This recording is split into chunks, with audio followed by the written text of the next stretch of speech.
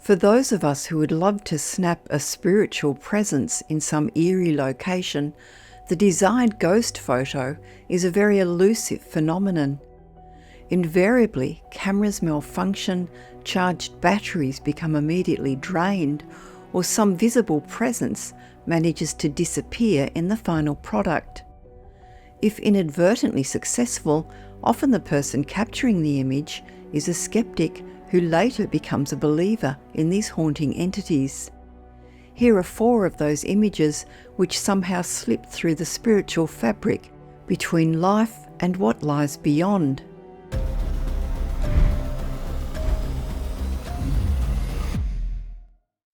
Ghost Child. A Weird World viewer named Aidan has made contact writing from Runcorn, Cheshire in England.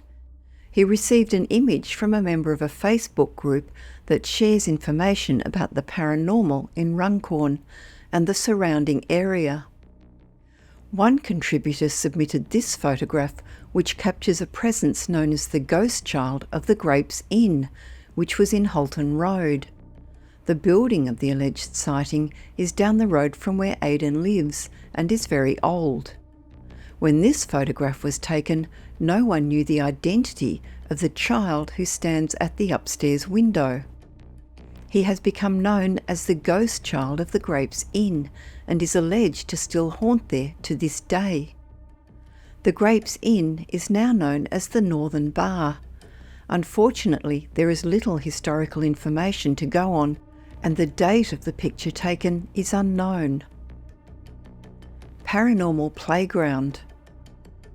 Unable to enter the closed St Mark's Cemetery in Picton, south of Sydney in New South Wales, Australia, a visitor in January 2010 snapped several photos from outside the fence. One of them shocked her when downloaded weeks later at home. She found that, when enlarged, 2 mysterious white figures were visible, those of a boy and a girl. The tour that Renee English was on did not have permission to enter the cemetery, and she knew that it was quite empty of any mortal souls. The group had to stand on an embankment outside the fence to snap any pics. She knows that when she took the photograph, there was no one else in the cemetery, let alone children in old-fashioned clothing. She was also then a paranormal skeptic. Up until then, many witnesses had sworn seeing the 2 small ghosts, but no images had been captured of them.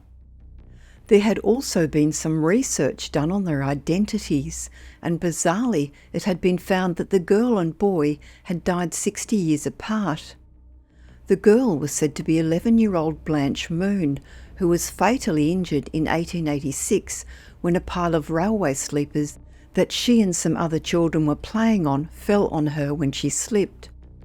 The small boy is thought to be 7-year-old David Shaw, who is the son of the then St Mark's minister, Reverend Fred Shaw. David died in 1946 from polio-related meningitis, contracted during a national outbreak that killed over 1,000 children. His family was unable to afford a headstone, and he was buried near the entrance to the church, close to Blanche's grave. He also became well known in the town due to the sightings of him roaming the cemetery with Blanche, and in 2016 some locals banded together to give him a proper grave. Despite the 60-year gap in their passing, perhaps the proximity of their graves helped the playmates get together. Chasing Lantern. A Weird World viewer named Mark related that back in 2005 he used to work at a community college in Houston, Texas, along with his then wife.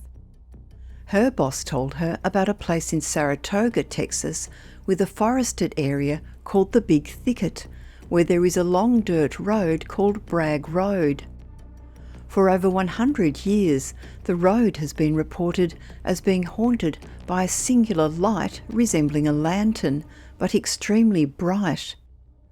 The road itself is 8 miles long and with a heavy canopy of trees on either side, which almost forms a kind of tunnel. The last time Mark had visited the location, he had driven down the road for about a mile when this light appeared, floated up to his car, went right through the windshield without breaking it, then rose straight up into the air. It was reported to be a common sighting, so late one winter's night they set out to go there to capture some images. They drove down the road for about a mile, stopped the car and waited. After only a couple of minutes, a blinding bright light suddenly appeared 15 yards in front of them. Mark was personally not feeling scared of the phenomenon and had a very low-resolution digital camera with which he started snapping pictures of it. After about a minute, it disappeared and they got back in the car and drove further down the road. Looking back, they saw that it had reappeared again and was following behind, keeping pace with their speed of around 45 miles per hour. When they got to the end of the road, they turned around and drove back. The light then appeared behind them again, following them down the road nearly to the exit, when it again disappeared.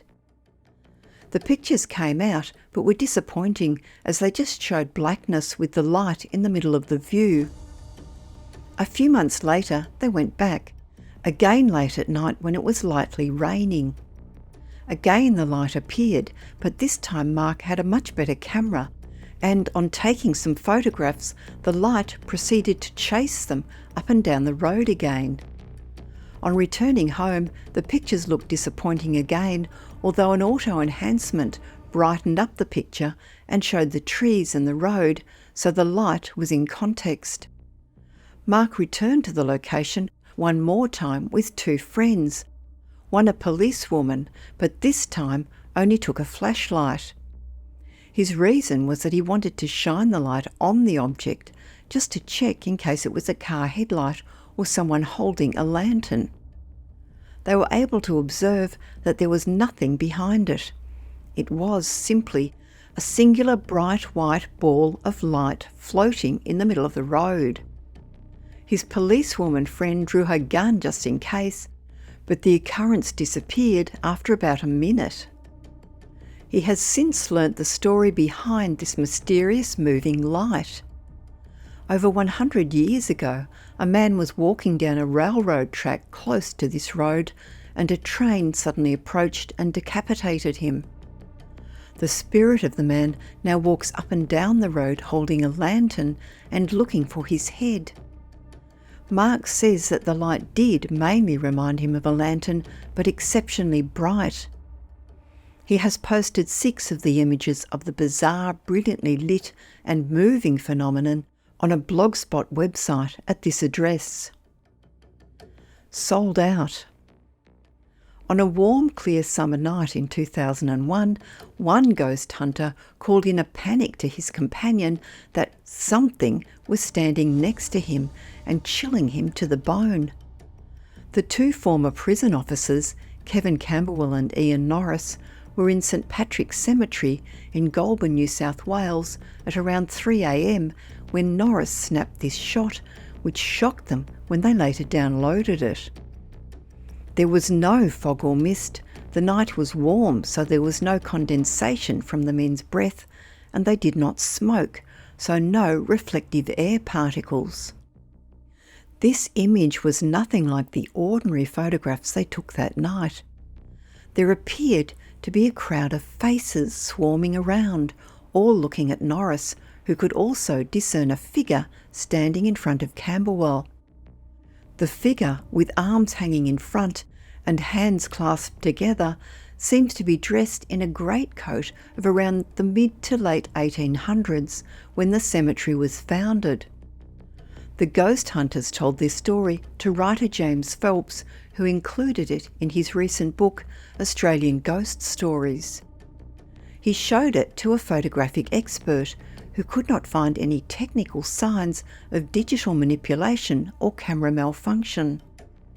His conclusion was that the image is entirely credible and could not have been created. What really freaked out Norris was that all the spirits, including the man in the greatcoat, were looking at him.